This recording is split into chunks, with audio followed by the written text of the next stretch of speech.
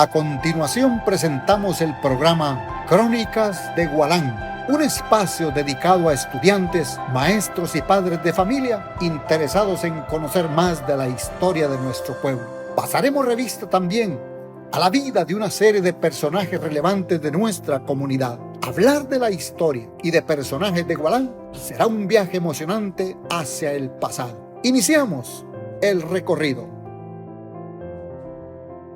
Un saludo cordial para cada uno de ustedes. En el libro Bosquejo Histórico de Gualán, hemos dejado varias páginas describiendo la participación de Gualán en el contexto del derrocamiento del coronel Jacobo Arbenz Guzmán como presidente de la República de Guatemala. En la presente crónica no será posible abordar con amplitud el tema, por lo que les dejo la inquietud para que por favor lean este artículo completo. Por favor, aquí, y si es posible, pueden consultar cualquier otro artículo, reportaje o libro que sobre el tema ha sido escrito para conocer mucho mejor de este suceso histórico. El pasado 27 de junio de 2022 se cumplieron 68 años de que el coronel Jacobo Arbenz Guzmán renunció a la presidencia de la República de Guatemala como consecuencia del extraordinario acoso sobre Guatemala ejercido por los Estados Unidos de América a través de la CIA, la Agencia Central de Inteligencia. Este acontecimiento de la vida nacional, en donde Gualán tuvo una especial participación, poco a poco ha ido quedando enterrado para las nuevas generaciones, cuyos intereses y prioridades parecen no incluir el conocimiento de la historia de nuestra patria. Jacobo Arbenz Guzmán sería sustituido por el también coronel Carlos Castillo Armas. Ellos dos, desde los tiempos de la Escuela Politécnica, tenían rivalidades como estudiantes. En los capítulos previos al derrocamiento del presidente Arbenz, Gualán fue escenario de un enfrentamiento armado entre las fuerzas del gobierno y los simpatizantes del coronel Carlos Castillo Armas. Suceso conocido en la historia de Guatemala como la Batalla de Gualán, en donde se produjeron hechos violentos que algunos de nuestros ancianos aún recuerdan. En la presente crónica compartiremos apenas algunos datos de aquel enfrentamiento armado que se produjo en el casco urbano de Gualán y en las cercanías de la estación del ferrocarril, confiados en que estos elementales datos puedan generar interés en las nuevas generaciones para consultar otras fuentes históricas con las que se cuenta. Déjenme que le comparta lo elemental sobre la batalla de Gualán. Veamos. La batalla de Gualán.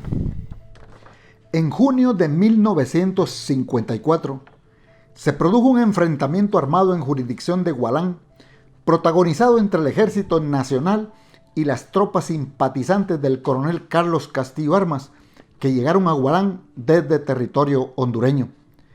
El ejército defendía al coronel Jacobo Arbenz Guzmán en su calidad de presidente de la República de Guatemala. Las tropas irregulares que llegaban desde Honduras apoyaban al coronel Carlos Castillo Armas para derrocar al presidente Arbenz. Además de las versiones verbales que del hecho aún se encuentran entre los ancianos de Gualán, se cuenta con las versiones escritas de los periódicos de la época que con fotos y gráficas hablan del acontecimiento. Pero también se cuenta con varios libros escritos por personas que de alguna manera se relacionaron con los sucesos, entre ellos La fruta amarga, de Stephen Schlesinger y Stephen Kinzer, libro que fue estructurado gracias a la consulta de documentos desclasificados por el gobierno de Estados Unidos y puestos a disposición de todas las personas interesadas. Está también el libro La batalla de Gualán, escrito por el coronel César Augusto Silva Girón, quien comandaba la tropa militar que enfrentó a los liberacionistas en la cabecera municipal de Gualán. Igualmente, el libro de estampas orientales Carrizo Dilo, de Marco Antonio Ordóñez Madrid, quien relata algunas escenas del paso de los liberacionistas por las fincas cafetaleras. Los 3 documentos constituyen valiosas fuentes para análisis y reflexión. De acuerdo a la versión del coronel César Augusto Silva Girón en su libro La batalla de Gualán, el Ejército Nacional tuvo que combatir contra 2 fuerzas claramente establecidas en jurisdicción de Gualán. Una de ellas la constituía el Ejército de la Liberación, que marchaba desde la frontera de Honduras hacia la población por las fincas cafetaleras aledañas al río Las Lajas, y la otra fuerza la constituía un buen número de habitantes de Gualán, a quienes el coronel Carlos Castillo Armas había ganado como simpatizantes. En La fruta amarga, sus autores sostienen que muchas de las personas que fueron reclutadas desde Honduras para promover la invasión de Castillo Armas recibieron dinero por la tarea, dólares que el gobierno de los Estados Unidos hizo llegar a cada reclutado por medio de la Agencia Central de Inteligencia. Un grupo de orientales marcharon a Honduras para recibir entrenamiento, pero un número mucho mayor de simpatizantes quedaron en el poblado para apoyar el movimiento en el momento oportuno. Según Silva Girón, el Ejército Nacional encontró en Gualán marcada rebeldía en aquel lejano junio de 1954. A nivel nacional, había sido dada la orden de apagar las luces durante las noches y en la cabecera municipal de Gualán hubo iluminación, como en una actitud de abierto desacato a las órdenes gubernamentales. La situación se agravó a partir del 17 de junio, cuando se creía, en base a las transmisiones radiales que de manera clandestina se escuchaban en la población, que la columna del Ejército de Liberación que llegaba por el lado de las fincas cafetaleras atacaría el poblado de Gualán. El descontento de Estados Unidos hacia el gobierno de Arbenz fue que el gobernante tocó algunos intereses de la frontera norteamericana con algunas disposiciones legales, entre ellas la reforma agraria, para que pudieran aprovecharse las tierras que no estaban siendo utilizadas por la frontera. Ello molestó a sus propietarios norteamericanos y lograron que el gobierno de Estados Unidos pusiera cartas en el asunto. Reiteramos que la presente crónica es solo un acercamiento a la complejidad del tema, dado a que se han escrito miles de artículos y libros sobre este tema, y algunos de ellos deberíamos conocerlos más para conocer las interioridades de este acontecimiento histórico. Cuando el Ejército Nacional y los simpatizantes de Castillo Armas se encontraron en Gualán, en el centro de la población y en los alrededores de la estación del ferrocarril, se produjeron violentas acciones bélicas.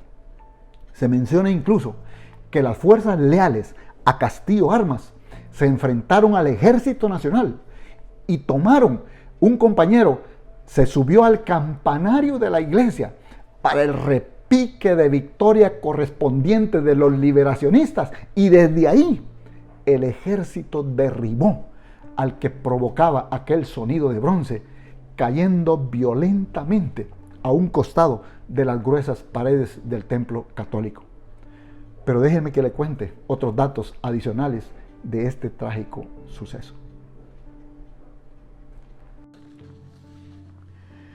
Al final del cruento enfrentamiento armado, el ejército se adjudicó la victoria en la batalla de Gualán. Pero para ello fue necesaria la muerte de muchas personas inocentes, tantas que fueron formando un volcán de cadáveres bajo la bomba de agua que abastecía a las viejas locomotoras negras del ferrocarril.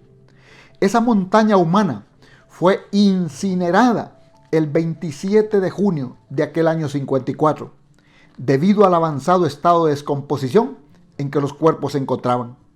A estas alturas del tiempo, resulta difícil de imaginar a un grupo de paisanos amontonados en las cercanías de la bomba, a quienes se les incinera con el argumento de evitar males mayores. Silva Girón describe aquellos momentos trágicos de la batalla con las siguientes palabras: granadas de mano por doquier, con su estridente lenguaje de dolor, silbar de proyectiles perdidos en el espacio, rebotar del plomo en las paredes de las casas, caer de cuerpos destrozados por la metralla, gritos y lamentos, correr de sangre caliente por las aceras y las calles, sombras veloces cruzando las esquinas, confusión, desorden y derrota. Según escribió Silva Girón en Gualán, durante estos trágicos días no había una sola casa abierta, no había ni un solo ciudadano circulando, ni siquiera las aves y los perros daban señales de vida. Los opositores al gobierno de Arbenz eran abastecidos con material bélico que los aviones mercenarios lanzaban con paracaídas en las afueras de la población. Silva Girón cuenta en su libro que en las incursiones aéreas enviadas por la CIA a diferentes puntos de la República, con el objeto de preparar el terreno para su futura invasión y con el propósito también de amedrentar a la población, surtieron efectivamente su cometido, y en Gualán, tierra golpeadísima por el flagelo de la guerra, se recibió la visita de tales incursiones aéreas 3 veces más que cualquier otro pueblo o lugar de la República los haya recibido, dejando en cada una de esas visitas una cauda de dolor, de agonía y de muerte. El 26 de junio de aquel año, cuando el reloj de la iglesia marcaba las 3 de la tarde, miles de pobladores emprendieron un impresionante éxodo hacia las aldeas cercanas con el propósito de dejarle el poblado libre a las fuerzas en pugna, hermoso rinconcito que habían escogido como campo de batalla. Hombres, mujeres, niños y ancianos recorrieron las márgenes del río Motagua corriente arriba o corriente abajo, buscando un lugar seguro en donde poder conservar la vida. Aquel exilio habría de durar poco más de una semana. Han pasado muchos años desde aquellos negros episodios, pero las heridas que dejó la guerra aún no han cicatrizado por completo. Hay ancianos en nuestro pueblo que recuerdan y que cuentan aquellas desagradables vivencias. El ejército perdió la guerra a nivel nacional.